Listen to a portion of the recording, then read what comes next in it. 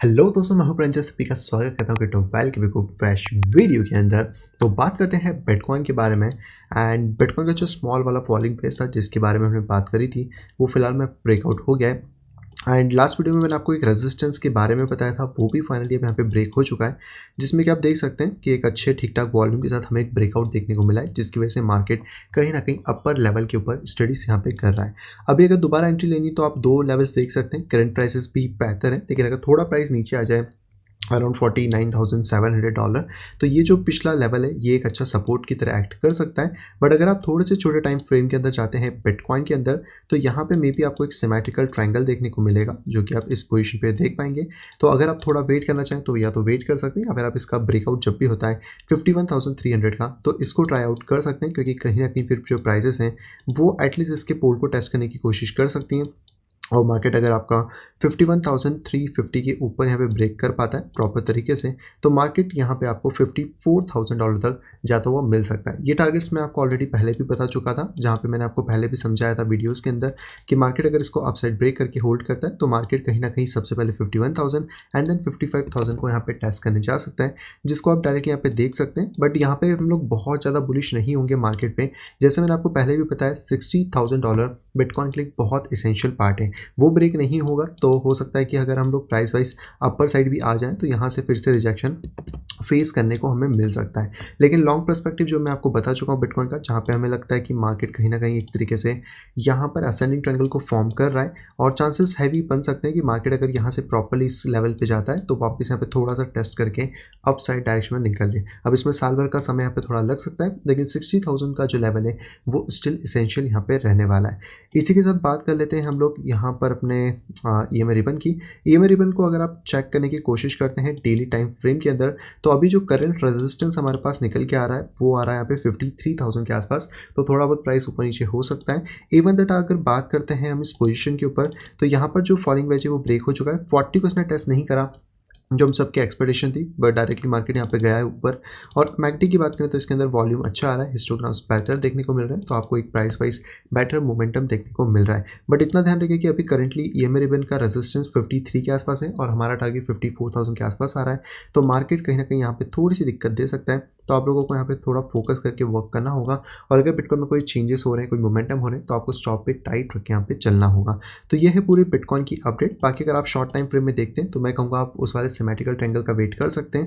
जब भी इसका ब्रेकआउट आपको प्रॉपर देखने को मिले तब आप मार्केट के अंदर जा सकते हैं और 54,000 का लेवल अचीव हो सकता है। नहीं तो फिर जो हमारे पास सेकंड एंट्री है वो 49,000 के आसपास मिल जाएगी, तो वहाँ पे फिर हम अपनी सेकंड एंट्री को बना के फिर से टारगेट कर अराउंड 52,000 51,000 तक लेके यहाँ पे फिर चल सकते हैं। बाकी अगर आप डिटेल में सीखना चाहते हैं इसी तरह कैसे टेक्निकल एनालिसिस को यहाँ पे प्रॉपर तरीके से करना है, तो आप यहाँ पे ज्वाइन कर सकते हैं मेरे इस टेक्निकल एनालिसिस कोर्स के अंदर, जहाँ पे कि हम लोग बात करते हैं बेसिक से लेकर एडवांस तक कि कैसे आप यहाँ पे ट्रेडिंग को करेंगे, कैसे आपको एंट्री एग्जिट फाइंड करना है, कैसे आप मनी को यहाँ पे मनी मैनेजमेंट करना है। केवल क्रिप्टो नहीं बल्कि फॉरेक्स, कमोडिटी, स्टॉक सभी की चार्ट्स को आप यहाँ पे इसी तरीके से सीख सकते हैं। इस कोर्स की अधिक जानकारी के लिए आप डायरेक्टली मुझसे कांटेक्ट कर सकते हैं मेरी इस ईमेल आईडी pixelsnapshot@gmail.com के ऊपर, या फिर आप डायरेक्टली मुझसे कांटेक्ट कर सकते हैं मेरी टेलीग्राम आईडी @cryptoval के ऊपर। इन दोनों के अलावा मेरा कोई और एड्रेस यहाँ पे नहीं है। चलिए वापस आते हैं बिटकॉइन के चार्ट के ऊपर और चलते हैं यहाँ पे बिटकॉइन के CME चार्ट के अंदर। तो यहाँ पे फिलहाल में आप वही सेम चीज़ देख पाएंगे जो हमने लास्ट टाइम का रेजिस्टेंस यहाँ पे ड्रॉ करा हुआ था। मार्केट उसको टेस्ट कर रहा है। थोड़ा सा आप यहाँ पे ये कह सकते हैं कि मार्केट कहीं ना कहीं इस पोजीशन पे एक शोल्डर, हेड और शोल्डर की पोजीशन इसने क्रिएट करी है। यानी कि मार्केट अगर यहाँ जाके रिजेक्शन देता है, दोबारा मार्केट मोमेंटम लेता है, तो हो सकता है आपको मार्केट में एक ठीक ठाक सा मोमेंटम देखने को मिले। और करीबन करीबन अगर बात यहाँ पे करी जाए तो यहाँ से आपका टारगेट मैक्स पॉसिबल हो सकता है 54,400। तो ये वाला आपको एक लेवल देखने को मिल जाएगा जो ऑलरेडी मैंने आपको नॉर्मल चार्ट पे बता ही दिया है। वहीं पे बात करते हैं बिटकॉइन की डोमिनेंस के बारे में। तो बिटकॉइन की डोमिनेंस स्टिल अभी भी नीचे है, मतलब ना ज़्यादा ऊपर है ना ज़्यादा नीचे, लेकिन कहीं ना कहीं स्टिल स्लोप यहाँ पे कर रही है। अगर इसमें भी हमें कोई मोमेंटम मिलेगा तो एक फॉलिंग वेज का हम यहाँ पे एजम्पशन लेके चल सकते हैं। इसके बाद हमें कोई ब्रेकआउट मिले तो बिटकॉइन में और ज़्यादा रिलीफ देखने को मिल सकती है। लेकिन किसी भी कंडीशन में अगर आपकी बिटकॉइन की डोमिनेंस ड्रॉप करती है तो ये एक वर्स्ट सिनारियो यहाँ पे हो सकता है। लेकिन इसके अपोजिट बात करें तो जो अल्टकॉइन की डोमिनेंस है वो बहुत अच्छा परफॉर्म कर रही है। लास्ट टाइम का जो सपोर्ट है वो स्टिल यहाँ पे है। और लास्ट वीडियो में मैंने आपको बताया था कि यहाँ पे जो हेड एंड शोल्डर है वो फिलहाल में यहाँ पे कह सकते हैं कि नहीं ब्रेक होगा, यानी कि कह सकते हैं इनवैलिड हो गया है। और जैसे इसका हाई तोड़ेगा मार्केट ऊपर जाएगा 17.5 को टेस्ट करने। तो अल्ट कॉइन के अंदर भी आपको इस टाइम पे रैली देखने को मिल रही होगी। और जिस तरीके से यहाँ पे परफॉर्मेंस आ रही है, इससे कहीं ना कहीं हद तक ज़्यादा यही लग रहा है कि मार्केट इसको as a cup and handle का फॉर्मेशन ले रहा है। और इसका जैसे ही यहाँ से 70 का ब्रेकआउट होगा, हमारा जो सेकंड टारगेट है 21% का, वो आपको देखने को मिलेगा। तो जो लोग परेशान हो रहे थे अल्ट कॉइन को लेकर, उनके यहाँ पे एक खुशखबरी है कि अल्ट कॉइन यहाँ पे बेटर परफॉर्म कर सकते हैं। इसी के साथ बात करते हैं हम लोग इथेरियम के बारे में। तो इथेरियम के अंदर भी वापस मार्केट ऊपर की तरफ गया है। जिस असेंडिंग ट्रायंगल की हमने बात करी थी उसको मार्केट ने बेसिकली प्ले आउट यहाँ पे किया है। और वापस अगर मार्केट नीचे आके होल्ड करता है 4000 के ऊपर, तो नियरेस्ट टारगेट आप 4400 लेके चल सकते हैं शॉर्ट टर्म के अंदर। बट इतना ध्यान रखिएगा कि 4400 क्रूशियल लेवल है, उसके ऊपर जब मार्केट जाएगा तभी आप इथेरियम में बहुत ज़्यादा बुलिश यहाँ पे हो सकते हैं। बाकी इंडिकेटर्स के अगर तौर पे आप देखने की कोशिश करते हैं तो यहाँ पे आई थिंक इस लाइन का ब्रेकआउट हुआ है। यस, आरएसआई में आपको ब्रेकआउट देखने को मिला है। मैगडी के अंदर भी जो वॉल्यूम है वो अच्छा खासा यहाँ पे जनरेट हो रहा है। और यहीं पे अगर बात करी जाए इस पोजीशन की, तो यहाँ पर भी एक फॉलिंग पे जैसा आप इसको सिस्टम कह सकते हो। फिलहाल मैं इसको रिमूव कर देता हूँ ताकि आपको एक ठीक ठाक सा चार्ट यहाँ पे देखने को मिले। तो यहाँ से मार्केट ने भी आई थिंक एक फॉलिंग वेज को ब्रेकआउट लिया है, जिसके हिसाब से शॉर्ट टर्म टारगेट 4400 तक मार्केट को यहाँ पे ऊपर आना चाहिए।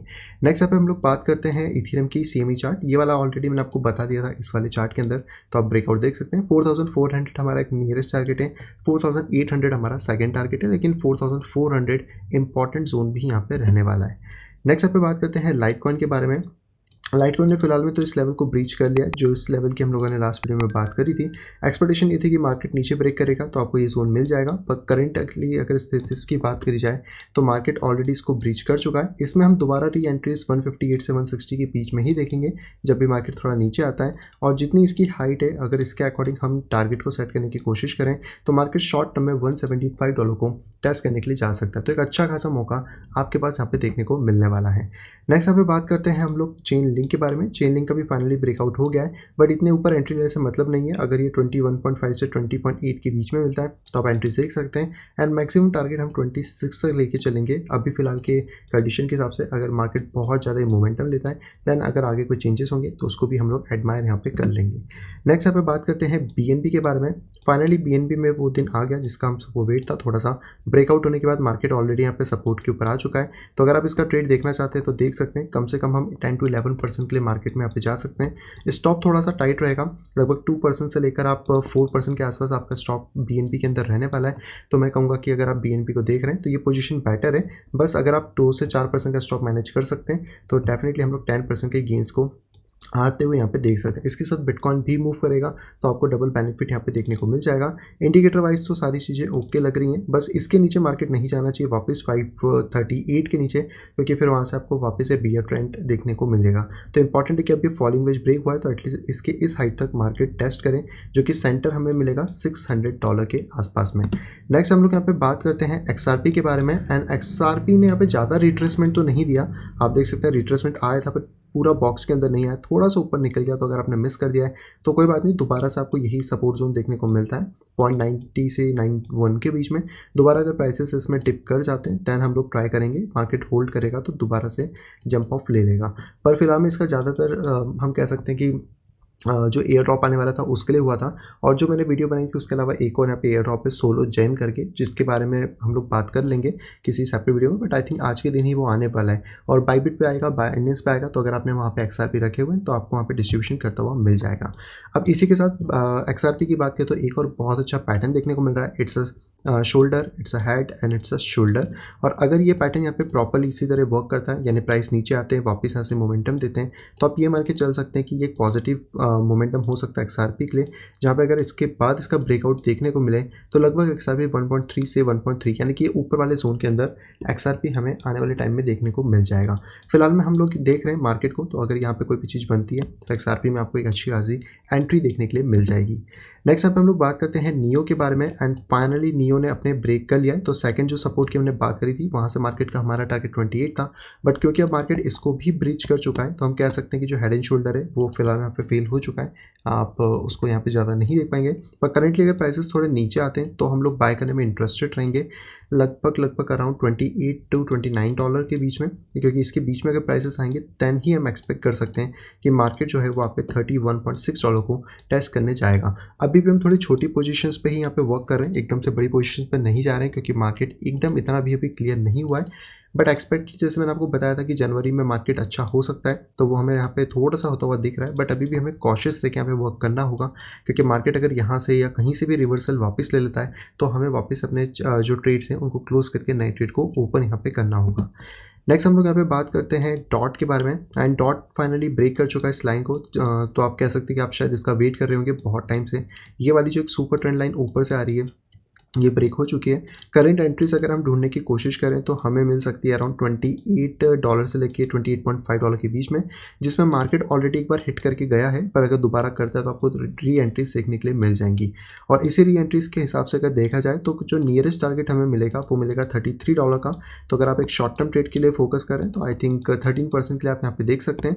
एंड स्टॉप लॉस की बात करें तो ऑलमोस्ट 4 to 4.5% का हमें स्टॉप लॉस देखने को यहाँ पे फिर मिल सकता है। नेक्स्ट हम लोग यहाँ पे बात करते हैं बिटकॉइन कैश के बारे में। एंड डिसेंडिंग ट्रायंगल इस बार ऊपर की तरफ ब्रेक हुआ है, ये एक अच्छी बात है। हमेशा इसके 70% चांसेस नीचे ब्रेक होने के होते हैं, तो ये हमें ब्रेकआउट देखने को नहीं मिला नीचे की तरफ।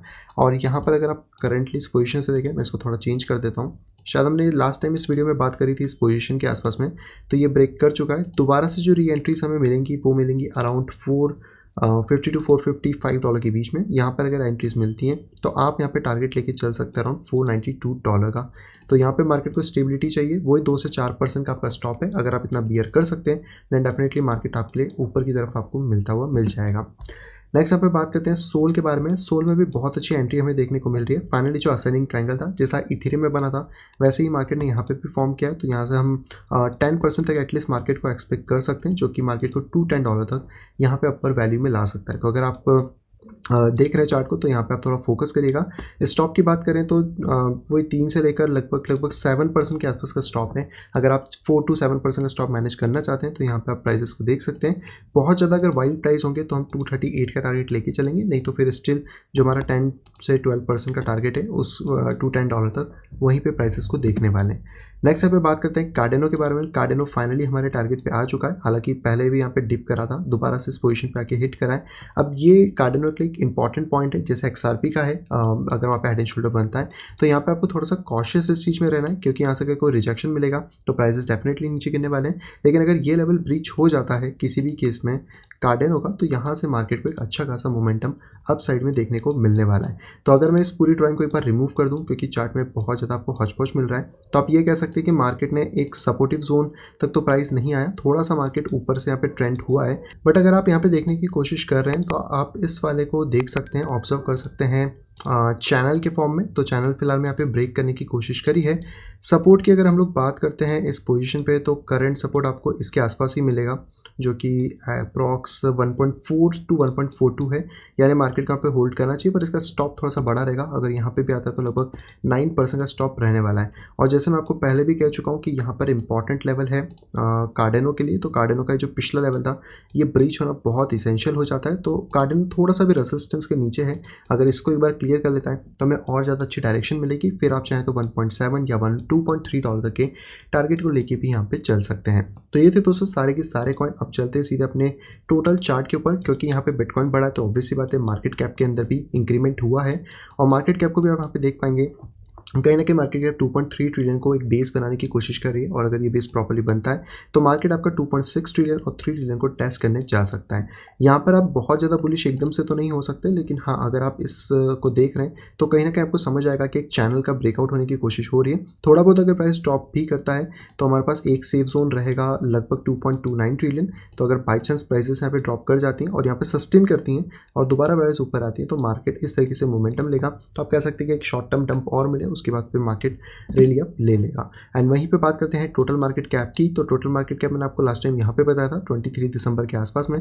उसके बाद से आप देखेंगे तो मार्केट के अंदर आपको एक अच्छा खासा मोमेंटम मिला है लगभग 6% के आसपास का, और कंटिन्यूस मोमेंटम अपसाइड रहता है। तो हमारे पास जो नियरेस्ट टारगेट होगा मार्केट कैप के अकॉर्डिंग वो होगा अराउंड 1.53 ट्रिलियन, और इसको ब्रेक करता है दैन फिर आप 1.7 ट्रिलियन को लेके चल सकते हैं। तो इसका मतलब सिंपल सा है कि अल्टकॉइन परफॉर्म कर रहे हैं, और अगर आप अल्टकॉइन के अंदर हैं तो आपको परफॉर्मेंस देखने को मिल जाएगी।